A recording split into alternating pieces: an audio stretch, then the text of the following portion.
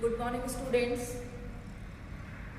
पिछली क्लास में हम पढ़ रहे थे functions of ecosystem. Functions of ecosystem हमने पढ़ लिया कि इकोसिस्टम के कई कार्य होते हैं, जैसे फूड चेन हम पढ़ चुके हैं, फूड वेब हम पढ़ चुके हैं। लास्ट क्लास में प्रीवियस क्लास में हमने पढ़ा था इकोसिस्टम का अगला कार्य इकोलॉजिकल पैरामीटर्स, जिसमें कि हमने देखा था कि इकोलॉजिकल पैरामीटर्स ऐसे ग्राफिकल रिप्रेजेंटेशन है डिफरेंट ट्रॉफिक लेवल के बीच में, जिसमें कि ऑर्गेनिजम्स के बीच में जो डिफरेंट ट्रॉफिक लेवल के हैं आपस में रिलेशनशिप जो है वो ग्राफ के फॉर्म में एक्सप्लेन किया जाता है।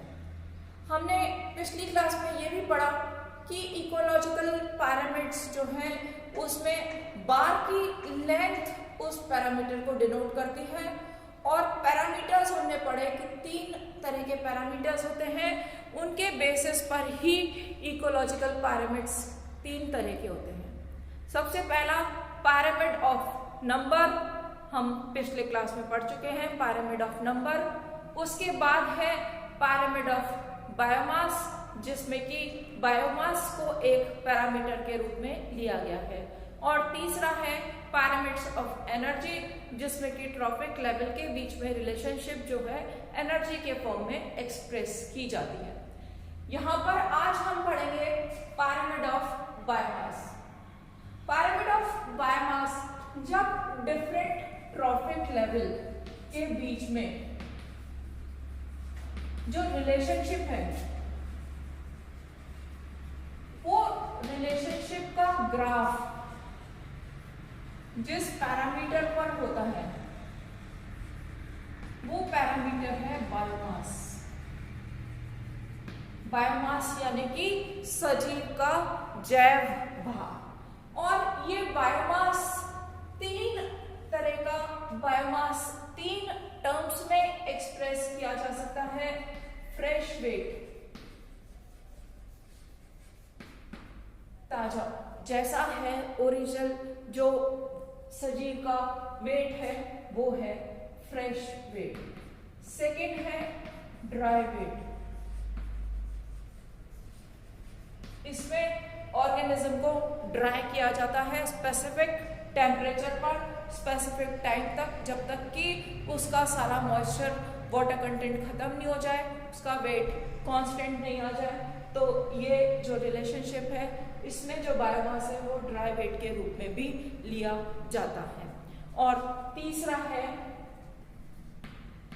एश फ्री वेट। एश फ्री वेट जब उस सजीव की हाई टेम्परेचर पर मफल फर्नेस में ऐश बना ली जाती है और उस ऐश का वेट लिया जाता है, तब ये बायोमास कहलाता है ऐश फ्री वेट। बायोमास इनमें से किन्हीं भी टर्म्स में लिया जा सकता है। बायोमास का मतलब है जैव भार, जिसमें कि सजीव का भार जब हम लेते हैं और उस सजीव के भार से जब हम रिलेशनशिप देखते हैं तो वो कहलाती है parameter of biomass. Parameter of biomass हम अगर डिफरेंट इकोसिस्टम के लिए देखें तो टेरेस्ट्रियल इकोसिस्टम में,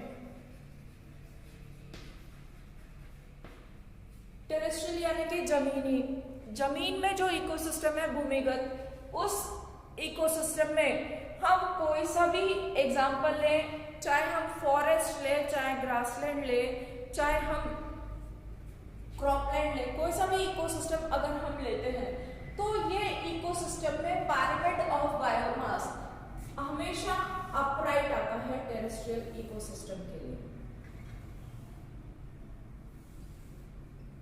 ये जो है ये अपराइट है, सीधा खड़ा हुआ है, क्योंकि यहां पर प्रोड्यूसर है, प्रोड्यूसर के बाद हर्बीवोर है, यहाँ पर कार्निवोर ऑफ फर्स्ट ऑर्डर है, सेकंड ऑर्डर है और फाइनली टॉप कार्निवोर है। तो ये जो भी ट्रॉफिक लेवल है प्रोड्यूसर को नीचे रखा जाता है हमेशा। प्रोड्यूसर का मतलब है प्रोड्यूसर का बायोमास। अगर हम फॉरेस्ट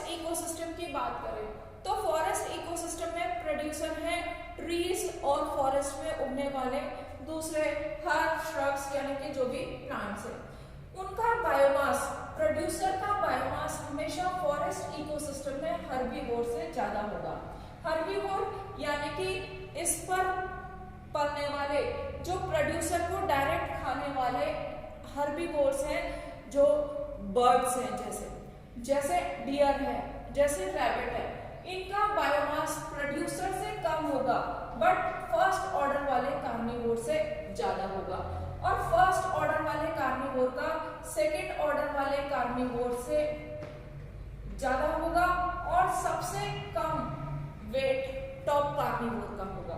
क्योंकि अगर हम टॉप कार्निवोर की बात करें तो कुछ लिमिटेड ऑर्गेनिजम्स ही होते हैं जंगल में टॉप कार्निवोर में, जैसे कि हमने देखा था जैसे टाइगर, जैसे लायन, ईगल, ये टॉप कार्निवोर है जो कि स्वयं तो खाते हैं लेकिन किसी के द्वारा सामान्यतः नहीं खाए जाते, ये टॉप कार्निवोर है। तो हमेशा टॉप कार्निवोर का बायोमास इनके कंपैरिजन में कम होगा। हमेशा pyramid of biomass terrestrial ecosystem के लिए अपराइट या सीधा होगा। जब एक्वेटिक इकोसिस्टम होता है,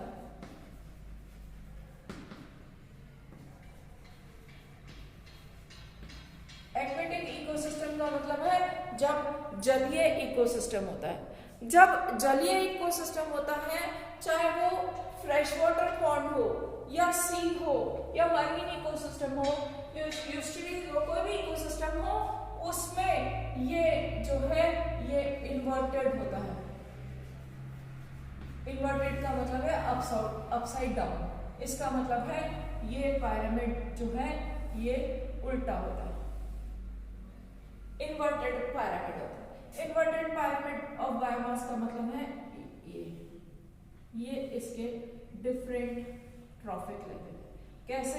ये है producer, herbivore, carnivore of first order, carnivore of second order और टॉप कार्निवोर। इसका मतलब है जब हम जलीय पारिस्थितिक तंत्र की बात करते हैं, सबसे नीचे प्रोड्यूसर आते हैं जिनका की बायोमास सबसे कम होता है। हम किसी भी वाटर बॉडी में देख लें, उसमें प्लांट कैसे होते हैं, जलीय पादप में पादप जो है वो हमेशा हल्के होते हैं, तो उनका बायोमास बहुत कम होता है। उनके कंपैरिजन में उनको खाने वाले इंसेक्ट या स्मॉल फिशेस का बायोमास जो है ज्यादा होता है। उससे ज्यादा बायोमास नेक्स्ट जनरेशन का या कार्निवोरस ऑफ फर्स्ट ऑर्डर का होता है। इसी तरह से C2 का सेकेंड ऑर्डर कार्निवोर का बायोमास हमेशा C1 से ज्यादा होता है। और टॉप कार्निवोर यानी कि अगर हम देखें कि जैसे सील या वेल या जितनी भी बड़ी मछलियां हैं बहुत भारी होती हैं, टॉप कार्निवोर का वेट हमेशा यहाँ पर ज्यादा होता है। इसलिए जलीय पारिस्थितिक तंत्र के लिए पिरामिड ऑफ बायोमास हमेशा उल्टा होता है। तो हमने देखा कि पिरामिड ऑफ बायोमास सीधा होता है, पारिस्थितिक तंत्र कौन सा? जमीनी, टेरेस्ट्रियल और एक्वेटिक के लिए इन्वर्टेड होता है। जैसा कि हमने पहले पिरामिड ऑफ नंबर में देखा था, वैसे ही यहाँ पर भी कुछ लिमिटेशंस हैं, कुछ कमियां हैं या कुछ ऐसी चीजें हैं जो हमें बहुत अच्छी पिक्चर नहीं देती है। बहुत सारी कमियां यहाँ पर रह जाती है। जैसे यहाँ पर ये जो हमने देखा है कि पिरामिड ऑफ एक्वेटिक इकोसिस्टम जो है वो इन्वर्टेड होता है, लेकिन ये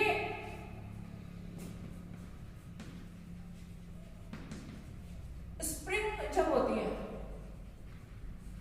जब कोई भी वाटर बॉडी का ऐसा सीजन होता है जब वो फुल ब्लूम पर होती है, यानी कि फेवरेबल कंडीशन जो भी होगी उसके लिए, तब ये पिरामिड ऑफ बायोमास जो है वो अपवर्टेड होता है एक्वेटिक इकोसिस्टम के लिए।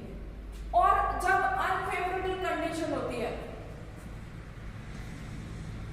जैसे कि विंटर हो सकती है, जनरली विंटर अनफेवरेबल कंडीशन होती है, तब ये पिरामिड ऑफ बायोमास उल्टा होता है या इन्वर्टेड होता है। तो ये जो सीजनल फ्लक्चुएशंस जैसे हम बात कर रहे थे, क्लाइमेटिक या सीजनल फ्लक्चुएशंस को यहाँ पर कंसिडर नहीं किया है। सेम जगह का इकोसिस्टम कभी अपवर्ड और कभी इन्वर्टेड दोनों हो सकता है, जैसे कि हमने यहाँ पर एक्वेटिक इकोसिस्टम के लिए किया।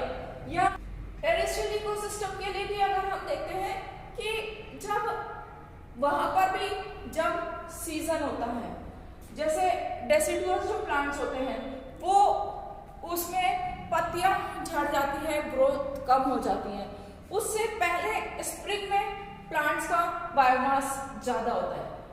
तो डेसिडुअस फॉरेस्ट में स्प्रिंग और विंटर में भी सेम इसी तरह के हमें फ्लक्चुएशंस देखने को मिलते हैं। तो यहाँ पर भी ये है कि क्लाइमेटिक और सीजनल वेरिएशंस के अकॉर्डिंग ये बायोमास में, पिरामिड ऑफ बायोमास में डिफरेंस यहाँ पर देखने को मिलता है। सेकंड है यहाँ पर rate of accumulation of biomass यहाँ पर कंसिडर नहीं किया कि किस रेट से वो बायोमास अक्यूमुलेट हो रहा है या बायोमास बढ़ रहा है, बन रहा है, उसको यहाँ पर कंसिडर नहीं किया। इसके अलावा ऑर्गेनिज्म का लाइफ स्पान कंसिडर नहीं किया। कुछ ऑर्गेनिज्म की life few hours, few days की होती है और कुछ की बहुत साल की, मैनी ईयर्स की। तो इस पॉइंट को भी लाइफ स्पान कितना है उसको यहाँ पर कंसिडर नहीं किया। दूसरा या अगला ये है कि बायोमास तो हमने देख लिया, उस बायोमास में एनर्जी कंटेंट कितना है, उस बायोमास से कितनी एनर्जी मिल रही है, बायोमास में एनर्जी कंटेंट कितना है, ये यहाँ पर कंसिडर नहीं किया है।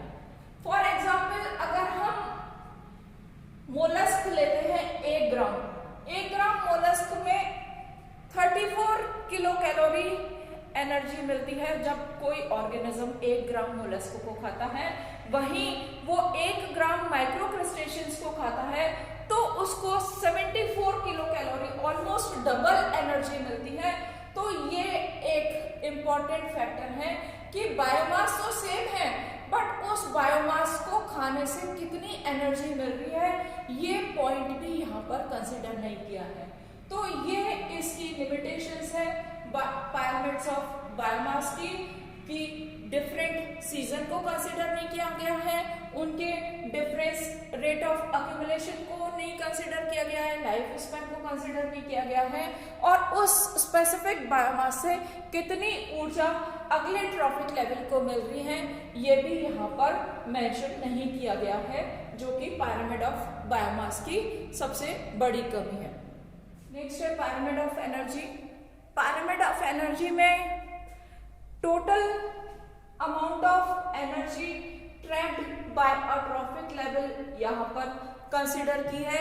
किसी भी पोषक स्तर की एनर्जी जो है वो यहाँ पर कंसिडर की है। Energy content of trophic level, energy content kilo calorie या एनर्जी की अमाउंट पर यूनिट एरिया और टाइम, यहाँ पर 3 चीजें कंसिडर की गई है। एनर्जी यहाँ पर किलो कैलोरी या कैलोरी में ली जाती है, एरिया जनरली मीटर स्क्वायर में लिया जाता है और टाइम 1 साल का लिया जाता है।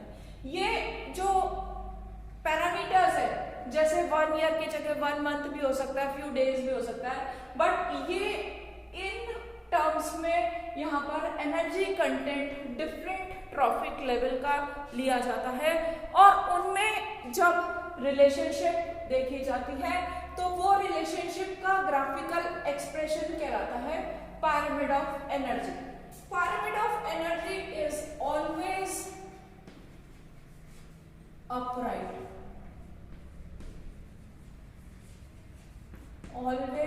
Always unconditional, always upright. चाहे कोई भी इकोसिस्टम हो, pyramid of energy हमेशा सीधा straight upward, ये इस तरह से ये pyramid of एनर्जी यहाँ पर ये पाया जाता है।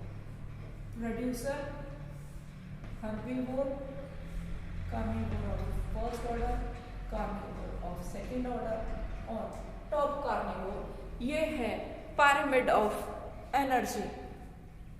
pyramid ऑफ एनर्जी हमेशा सीधा पाया जाता है, चाहे वो कोई भी फूड चेन हो, कोई भी इकोसिस्टम हो, एक्वेटिक इकोसिस्टम हो, फ्रेश वाटर हो, सॉल्टी वाटर हो, टेरेस्ट्रियल हो, ग्रासलैंड हो, ग्रेजिंग फूड चेन हो, पैरासिटिक फूड चेन हो, हर इकोसिस्टम में ये इसी तरह से पाया जाता है। और यहाँ पर वैल्यूज जो हैं इस तरह से ऊपर की तरफ कम होती भी होती है। फॉर एग्जाम्पल यहाँ पर एक हम उदाहरण देखते हैं एक इकोसिस्टम में जिसमें कि प्रोड्यूसर में एनर्जी है 20,810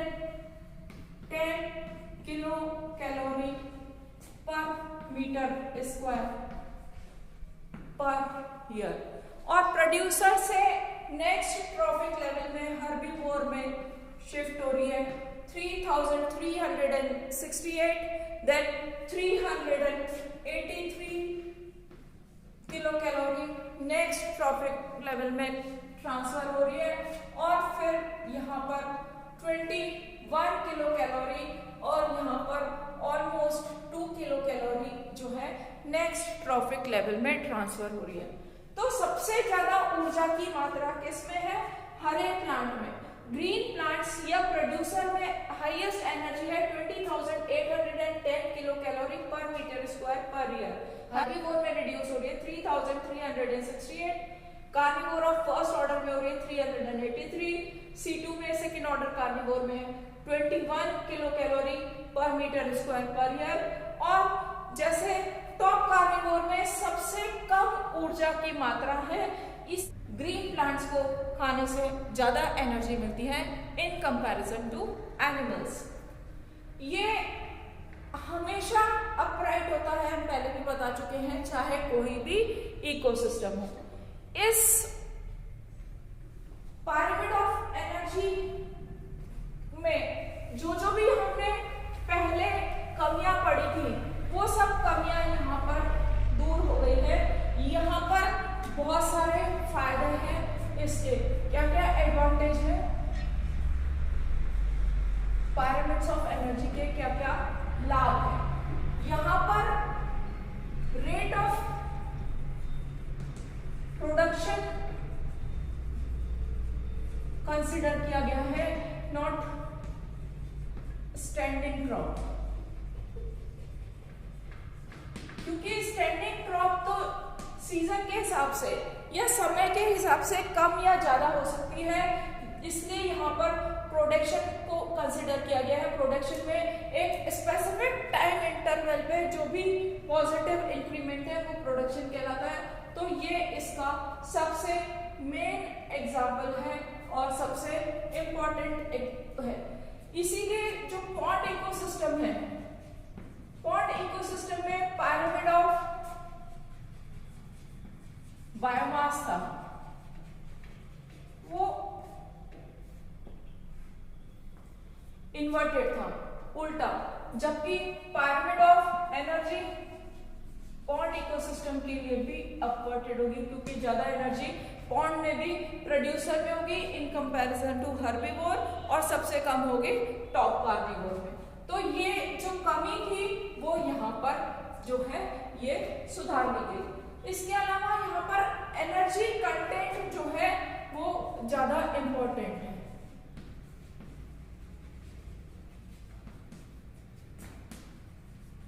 बायोमास जो है वो कम इम्पोर्टेंट है, या यहाँ पर बायोमास से रिलेशनशिप प्रॉपर एक्सप्रेस नहीं होती, इसलिए एनर्जी कंटेंट को यहाँ पर ज्यादा इम्पोर्टेंस दी गई है। इसके अलावा if we want amount of solar energy, यहां पर ये सोलर एनर्जी कितनी रिसीव हो रही है वो यहाँ पर बेस में हम चाहे तो ये ऐड कर सकते हैं कि सूर्य के प्रकाश से कितनी ऊर्जा प्रोड्यूसर ने ली है, फिर उसमें से कितनी ऊर्जा अगले ट्रॉफिक लेवल हर्बीवोर को ट्रांसफर हो रही है, कितने उससे अगले को और कितने उससे अगले को। तो amount of solar energy can be added at the base of energy pyramid. ये इसका सबसे इंपॉर्टेंट एस्पेक्ट है। इसके अलावा ये अलाउ करता है कंपैरिजन बिटवीन डिफरेंट इकोसिस्टम।